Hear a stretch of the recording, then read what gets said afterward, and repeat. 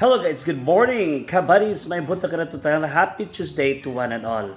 Guys, karon mo panahon na dagha kay tag mga panghitabo sa Pilipinas, no? Especially karon nga makita na to bisan pa sa news, bisan pa sa mga talk of the town, very chaotic kay naati tagsa ka mga discussions sa mga opinions. Guys, before ta mutuo sa mga butang, we have to validate. I-validate karon panahon na dagha kay tag fake news.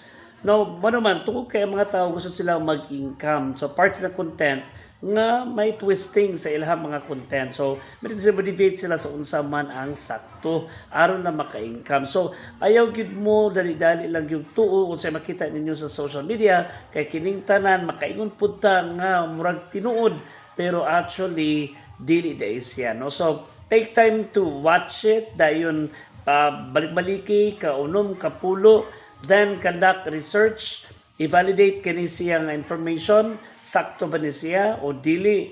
Then ayaw gyud paghatag sa imong personal nimong opinion kung wala pa nimo ni na validated kining tanan nga aspeto kay dahil kay fake news karon o usahay kini fake news makahatag og stress nato at the same time makahatag kadaot ngadto sa atong katilingating. Good morning.